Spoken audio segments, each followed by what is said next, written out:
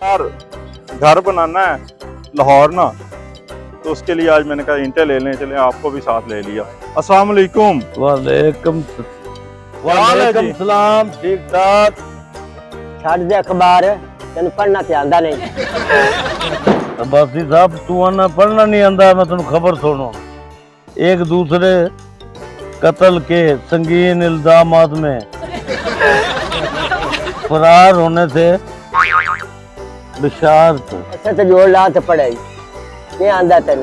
जोड़ तो लाया ना, तेन तो पढ़ना ही नहीं आंदा। अगर जोड़ ला के पढ़ तो लिया। अब एक और खबर सुनो। सुनाओ। अब्बासी साहब आ खबर जियो जी मैं पढ़ना ना वो जी तुसा नहीं पढ़ सकते।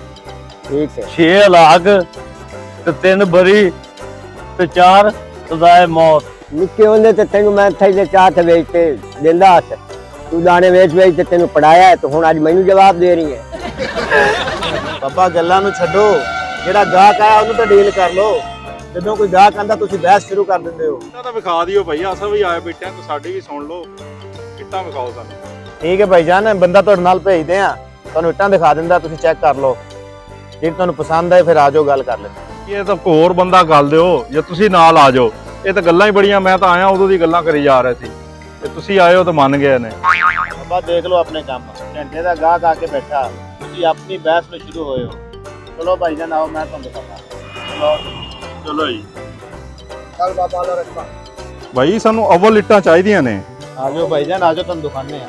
ਆ ਭਾਈ ਫਿਰ ਤੁਸੀਂ ਨਾਲ ਲੈ ਲਿਆ ਤਾਂ ਗੱਲਾਂ ਹੀ ਬਹੁਤ ਕਰਨੀਆਂ ਨੇ। ਇਹਨੇ ਤੇ ਸਾਰਾ ਕੁਝ ਤੁਹਾਨੂੰ ਦੱਸਣਾ ਭਾਈ ਜਾਨ।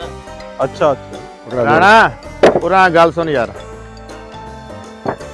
ਰਾਣਾ ਨਾਜ਼ਮ ਭਾਈ ਆਏ ਨੇ, ਇਹਨਾਂ ਨੇ ਇੱਟ ਖਰੀਦਣੀ ਆ ਤੇ ਇਹਨਾਂ ਨੂੰ ਓਵਲ ਇੱਟ ਦਿਖਾਓ। ठीक है जी, दिखा देने जी। चेक करो साहब जी, साडे रंगीਆਂ ਇੱਟਾਂ ਤੁਹਾਨੂੰ ਕਿਸੇ ਪੱਠੇ ਤੇ ਨਹੀਂ ਲੱਭਣਗੀਆਂ। ਚੰਗੀ ਮਿੱਟੀ ਦੀਆਂ ਚੰਗੀਆਂ ਖੜਕਦਾਰ ਇੱਟਾਂ ਨੇ। ਅਗਰ ਇਸ ਨਾਲ ਮੈਂ ਕਈ ਬੰਦਿਆਂ ਦੇ ਸਿਰ ਪਾੜ ਦਿੱਤੇ ਨੇ ਪਰ ਇੱਟ ਨਹੀਂ ਟੁੱਟੀ। ਜੇ ਹਾਲੀ ਵੀ ਯਕੀਨ ਨਹੀਂ ਆਂਦਾ ਤੇ ਮੁਨਸੀ ਦੇ ਸਿਰ ਤੇ ਮਾਰ ਕੇ ਸਿਰ ਪਾੜ ਕੇ ਵਿਖਾਵਾਂ। ਭਾਈ ਸਾਰੇ ਤੁਸੀਂ ਇਹ ਗੱਲਾਂ ਕਰਨ ਵਾਲੇ ਰੱਖੇ ਨੇ ਇੱਥੇ। ਆ ਤੋਤੀ ਇਹ ਚੂਈ ਅਸੀਂ ਇੱਟਾਂ ਮਾਰ ਮਾਰ ਕੇ ਚੈੱਕ ਕੀਤੀ ਹੋਈ ਤੇ ਇੱਟਾਂ ਵਾਸਤੇ ਹੀ ਰੱਖੀ ਹੋਈ ਹੈ।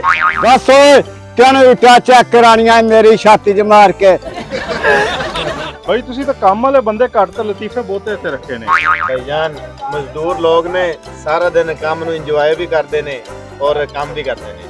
ਸਾਡੇ ਰੰਗੀ ਇੱਟ ਸਾਹਿਬ ਬਾਦਰ ਤੁਹਾਨੂੰ ਪੂਰਾ ਪੰਜਾਬ ਫੇਰ ਲੋ ਪਰ ਇਹ ਜੀ ਇੱਟ ਨਹੀਂ ਲੱਭੇਗੀ। ਭਾਈ ਇੱਟ ਤੁਸੀਂ ਚੈੱਕ ਕਰ ਲਈ ਆ, ਤੁਹਾਨੂੰ ਇੱਟ ਚਾਹੀਦੀ ਕਿੰਨੀ ਆ? ਖੁਰਾ ਬਣਵਾਉਣਾ ਸਾਨੂੰ 35 ਇੱਟਾਂ ਚਾਹੀਦੀਆਂ ਨੇ। ਭਾਈ ਤੁਸੀਂ ਇਕੱਠੇ 35 ਇੱਟਾਂ ਲੈ ਰਹੇ ਹੋ, ਤੁਸੀਂ ਇੰਨੀਆਂ ਇੱਟਾਂ ਕੀ ਕਰੋਗੇ? ਆ ਬਾਦਰ ਬੜਾ ਮੋਟਾ ਗਾਹਕ ਲਿਆਂਦਾ ਈ, ਮੈਂ ਚੱਲ ਕੇ 35 ਇੱਟਾਂ ਕਢਾਣਾ ਵਾ। ਜਾਓ ਭਾਈਜਾਨ, ਤੁਸੀਂ ਆਪਣੇ ਕੋਈ ਟਰਾਲੇ ਦਾ ਬੰਦੋਬਸਤ ਕਰੋ। ਠੀਕ ਹੈ ਭਾਈ।